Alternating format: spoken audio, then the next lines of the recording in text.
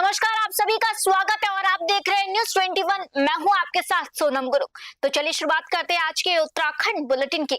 उधम सिंह नगर के खटीमा में भूमि विवाद के बाद कथित फायरिंग का मामला तूल पकड़ता जा रहा है। जिला पंचायत अध्यक्ष अजय मौर्य ने पीड़ित परिवार से मुलाकात कर कार्रवाई का भरोसा दिया।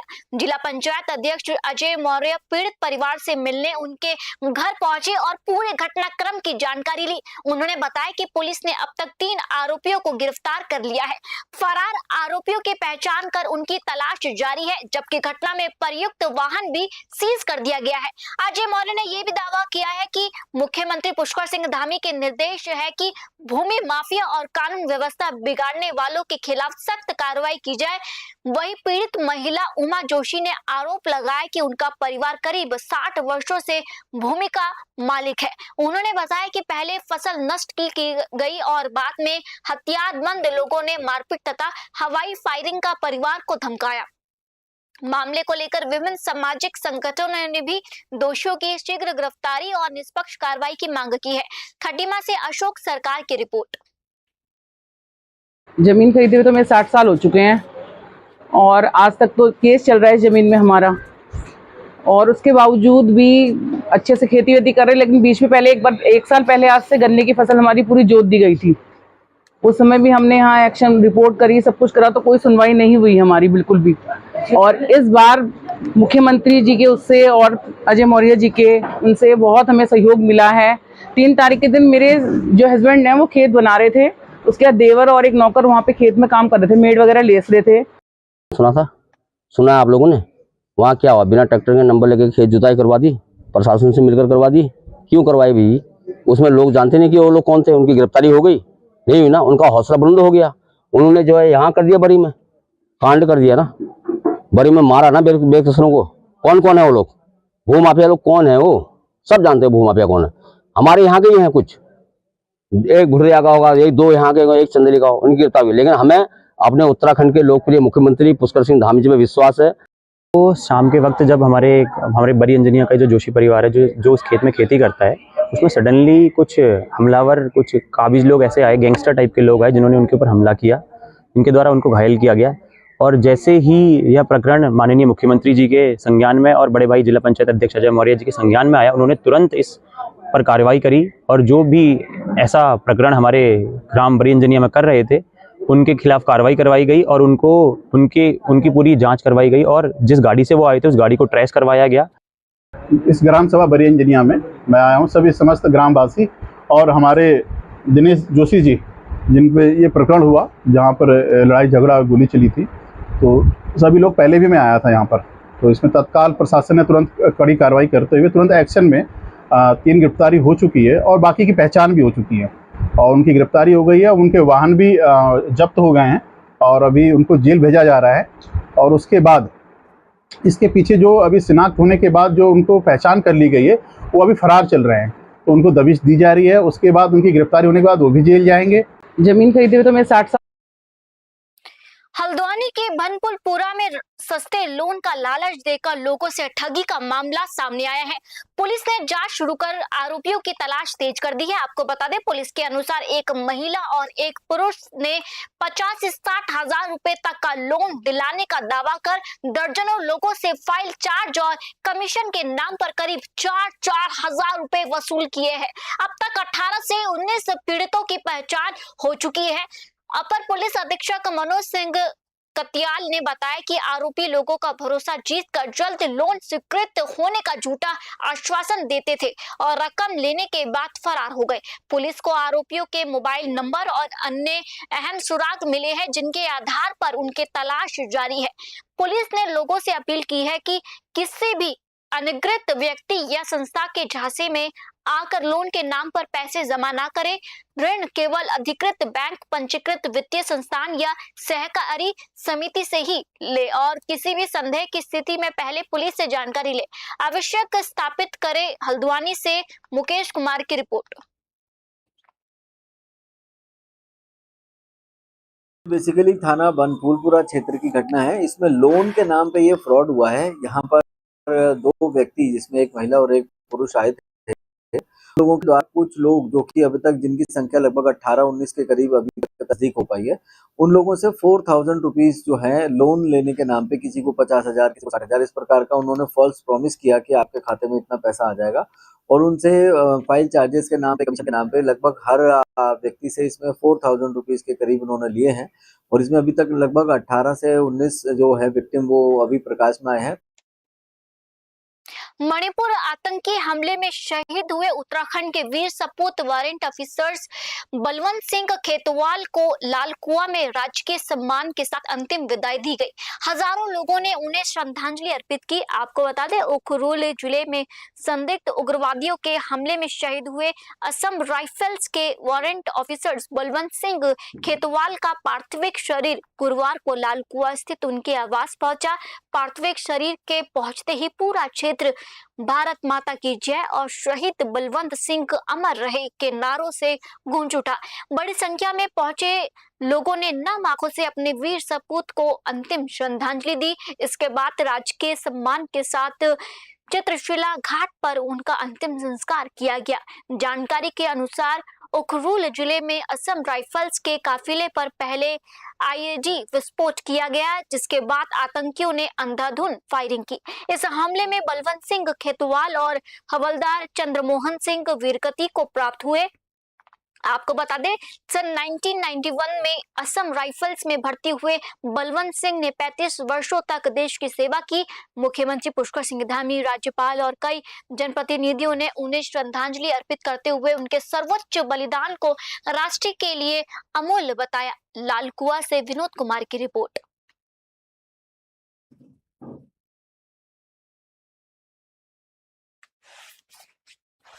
बढ़ते अगली खबर की और आपको बता दें, अगली खबर थराली से है। चमोली के थराली में हल्की बारिश के दौरान पटवारी चौकी की 1 माह पहले बनी बाउंड्री दीवार ढह गई। घटना के बाद निर्माण गुणवत्ता और सरकारी कार्यों पर सवाल खड़े हो गए हैं। बताया जा रहा है कि ये दीवार करीब 1 माह पहले ही बनाई गई थी। दीवार के पास मौजूद एक मकान में घटना के समय पूरा परिवार मौजूद था। हालांकि राहत की बात ये रही कि किसी प्रकार की जनहानि नहीं हुई। घटना के बाद निर्माण कार्य की गुणवत्ता पर गंभीर सवाल उठने लगे हैं। स्थानीय लोगों का आरोप है कि निर्माण में मानकों की अनदेखी की गई है, जिसके कारण मामूली बारिश भी दीवार नहीं झेल सकी। लोगों ने इस मामले पे सरकारी धन के दुरुपयोग की आशंका जताते हुए निष्पक्ष जांच की मांग की है। साथ ही संबंधित विभाग, निर्माण एजेंसी और ठेकेदार की जिम्मेदारी तय कर दोषियों के खिलाफ सख्त कार्रवाई की मांग भी उठाई जा रही है। फिलहाल प्रशासन की ओर से मामले की जांच की प्रक्रिया शुरू किए जाने की बात कही जा रही है। थराली से नवीन चंदौला की रिपोर्ट।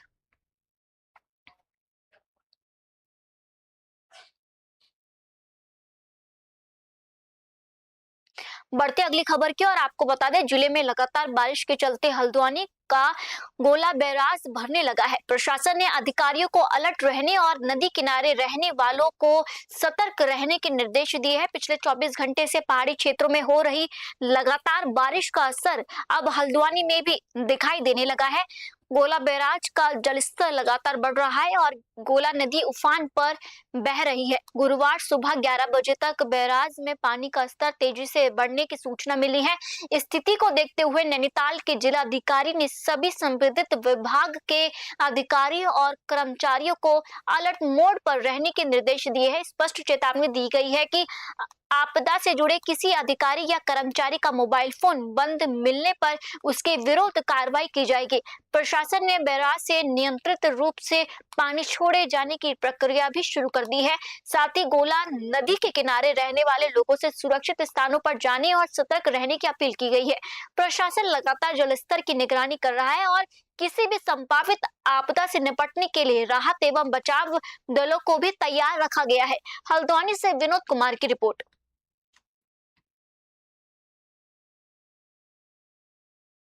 बढ़ते अगली खबर की और आपको बता दें, अगली खबर खटीमा से है, जहां पर बताया जा रहा है कि खटीमा के बड़ी अंजनिया गांव में भूमि विवाद के दौरान हुई कथित फायरिंग मामले में पुलिस ने 3 आरोपियों को गिरफ्तार कर हथियार और घटना में प्रयुक्त स्कॉर्पियो कार बरामद की है।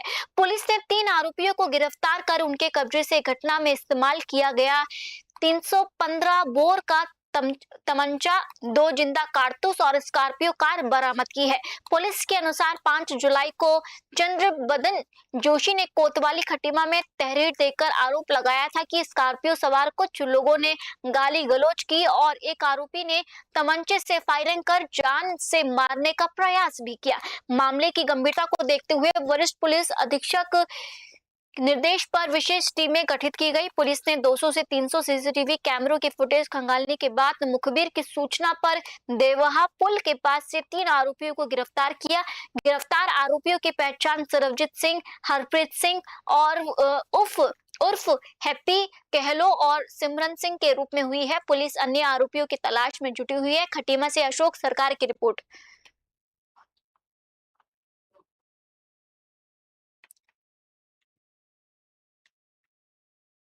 बढ़ते अगली खबर की और आपको बता दें, अगली खबर डोईवाला से है।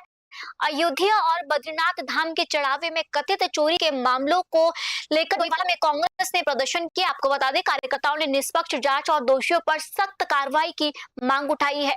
वहीं पर जौलीग्रांट मंदिर परिसर में नगर कांग्रेस कमेटी के कार्यकर्ताओं ने पहले मौन व्रत रखा और बाद में प्रदर्शन करते हुए केंद्र और राज्य सरकार के खिलाफ नारेबाजी की है। प्रदर्शन के दौरान कांग्रेस नेताओं ने आरोप लगाया कि मंदिरों में चढ़ावे से जुड़ी कथित अनियमितताओं की निष्पक्ष जांच होनी चाहिए और दोषियों के खिलाफ सख्त कार्रवाई की जानी चाहिए। नगर कांग्रेस कमेटी अध्यक्ष करतार सिंह नेगी और कांग्रेस नेता मनोज नोटियाल ने आरोप लगाया कि मामले में बड़े लोगों को बचाने का प्रयास किया जा रहा है। उन्होंने कहा कि इस तरह की घटनाओं से श्रद्धालुओं की आस्था प्रभावित होती है, इसलिए पारदर्शी जांच आवश्यक है।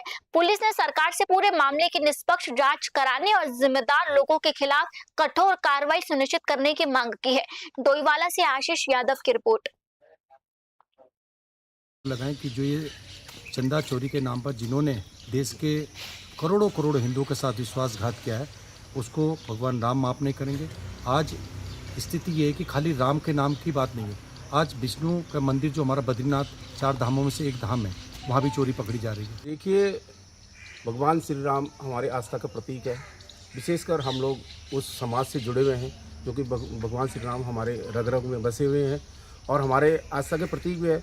दूसरी बात, अभी जो राम मंदिर में चढ़ावों को लेकर जो हंगामा हो रहा है, माननीय अखिलेश यादव जी ने 7 तारीख को बयान दिया था कि राम मंदिर में चोरी हुई है। पहले तो उन्होंने नानुकुर की, लेकिन अब स्वयं चंपत राय जी ने परसों बोला कि हाँ 5 तारीख को हम पे ऐसी सूचना आई थी, यानी कि चोरी पहले से हो रही है और चोरी हो चुकी है। आज स्वयं देखिए उत्तराखंड में बाबा केदारनाथ में नकली सोना।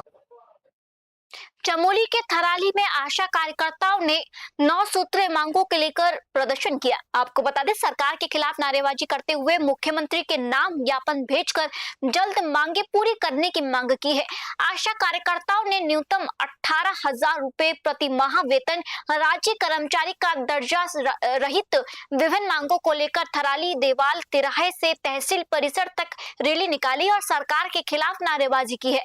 इसके बाद उप जिलाधिकारी कार्यालय के बाहर धरना प्रदर्शन कर वरिष्ठ प्रशासनिक अधिकारी के माध्यम से मुख्यमंत्री को संबंधित ज्ञापन सौंपा गया है। प्रदर्शनकारी आशा कार्यकर्ताओं का कहना था कि वे लंबे समय से कम मानदेय में महत्वपूर्ण स्वास्थ्य सेवाएं दे रही है, लेकिन उनकी मांगों पर अब तक कोई ठोस निर्णय नहीं लिया गया। संगठन ने राज्य से जल्द मांगे पूरी करने की अपील करते हुए चेतावनी दी है कि यदि उनकी मांगों पर शीघ्र सकारात्मक कार्यवाही नहीं हुई तो आंदोलन को और व्यापक तथा उग्र रूप दिया जाएगा, जिसकी पूरी जिम्मेदारी सरकार और प्रशासन की होगी। थराली से नवीन चंदोला की रिपोर्ट। थराली ब्लॉक की अध्यक्षा, यहाँ पे आज हमारी एक दिवसीय जो ये धरना प्रदर्शन रैली के माध्यम से हम शासन प्रशासन को ज्ञापन सौंपने यहाँ आए हुए हैं, लेकिन अभी तक कोई भी यहाँ पे आया नहीं है। हमको आए हुए 1 घंटे 1.5 घंटे के करीब हो गया है। हमारी 9 सूत्रीय मांगे हैं। सरकार हमको राज्य कर्मचारी घोषित करे और न्यूनतम कम से कम हमको 18,000 रुपये मानदेय दे, मासिक मानदेय। यहाँ पे किसी भी हमारी आशा बहन है 3 ब्लॉक जा रही है, मैं उनका हार्दिक अभिनंदन और स्वागत करती हूँ। मैं सीमा नेगी नावगढ़ ब्लॉक से अध्यक्ष पद पे हूँ। तो आज हम अपनी मांगों को लेके 3 ब्लॉक से यहाँ पे पहुँचे हुए हैं। तो हमारा सिर्फ हमारी यही मांगे है कि हमें राज्य कर्मचारी घोषित किया जाए और हमारा मानदेय 18 फिक्स मानदेय 18,000 किया जाए, कम से कम मानदेय। देवी हूँ, नागबगड़ ब्लॉक से हूँ, आशा कार्यकर्ता। मैं अपनी मांगों को लेकर के यहाँ पर आई हूँ। धरना प्रदर्शन है हमारा 1 दिवसीय है वैसे तो, अब अगर जब सरकार हमारी नहीं सुनेगी तो हम आगे भी धरना प्रदर्शन करते रहेंगे। और हम अपने जैसे हम 2005 से लगे हैं, नौन आशा से लगे हैं हम, उस टाइम तो उन्होंने हमको बोला कि आप मतलब कोई 5-8 वाले ला के लिए उन्होंने बोला कि तुमने मात्र और शिशु की देखभाल करना। आज वो हमारे पास पूरा काम सौंप रहे, कर रहे कि तुम ऑनलाइन काम करो, ये करो, वो करो। मांग है कि हम लोगों को एक फिक्स मानदेय दिया जाए, तब सैलरी दिया जाए। मानदेय तो हमें मिलता है हमारे काम पे, जो हमारे इंसेंटिव है, हमें काम किए करने पे इंसेंटिव दिया जाता है। तो हम चाहते हैं हमें एक फिक्स सैलरी दिया जाए, मतलब जो जिसपे हम काम कर सके और बता सके, मतलब जितना भी काम हम कर रहे हैं गाँव लेवल पे, इतना मृत्यु से लेकर जन्म से लेकर सारा टोटल काम एक आशा कार्यकर्ती से दिया जाता है, सारे कार्यकर्ती है। चमोली के थराली में आयोजित जन जन की सरकार जन जन के द्वार कार्यक्रम में ग्रामीणों की समस्या सुनी गई। आपको बता दें प्रशासन ने 42 शिकायतें दर्ज कर अधिकांश का मौके पर ही समाधान किया। कार्यक्रम की अध्यक्षता उत्तराखंड वरिष्ठ नागरिक परिषद के उपाध्यक्ष एवं राज्य मंत्री हरक सिंह नेगी ने की। इस दौरान ग्रामीणों की बिजली, पेयजल, सड़क, शिक्षा और स्वास्थ्य से जुड़ी कुल 42 शिकायतें दर्ज की गई, जिनमें से अधिकांश का मौके पर ही निस्तारण कर दिया गया।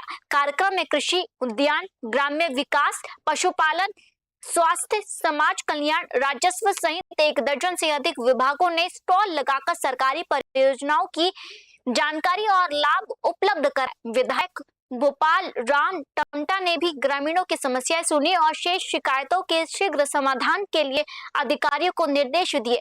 ग्रामीणों ने पेयजल जैसी समस्याएं भी उठाई, जिनके समाधान का प्रशासन ने भरोसा दिलाया। चमोली से सुरेंद्र की रिपोर्ट।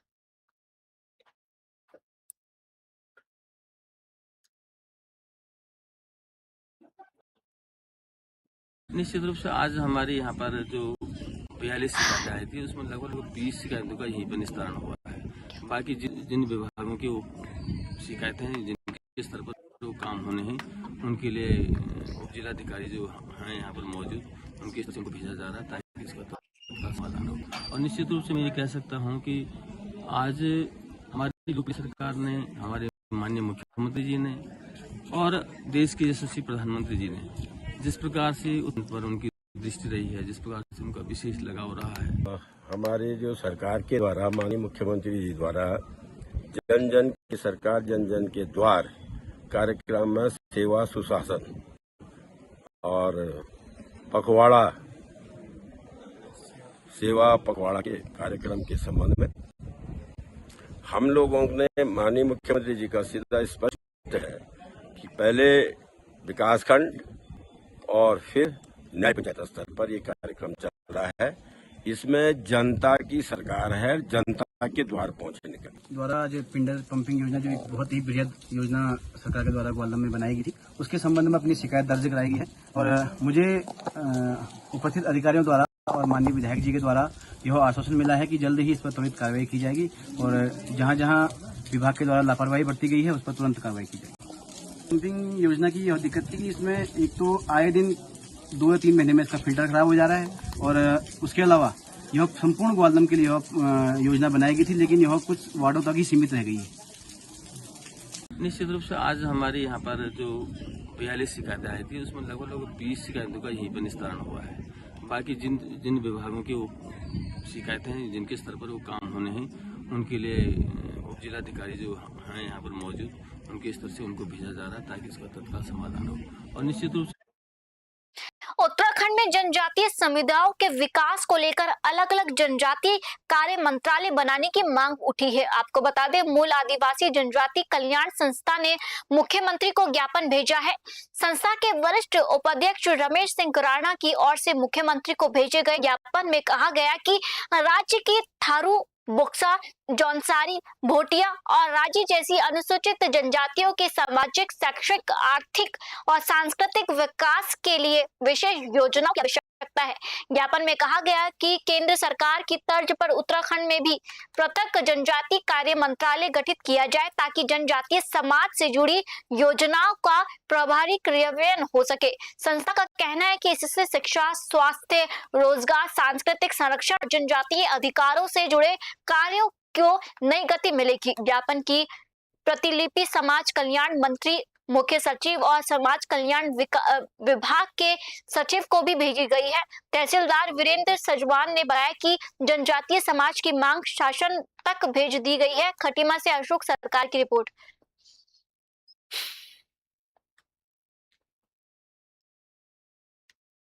ज्ञापन दिया है, ये जैसे हमारे केंद्र में एक अलग से जनजाति कार्य मंत्रालय है, उसका वर्ष 2000 में गठन हुआ था। हम ये चाहते हैं कि उत्तराखंड प्रदेश में भी एक अलग से जनजाति कल्याण मंत्रालय हो, जिसमें जो मॉनिटरिंग मतलब समाज कल्याण विभाग के माध्यम से जनजाति कल्याण मंत्रालय के माध्यम से हो।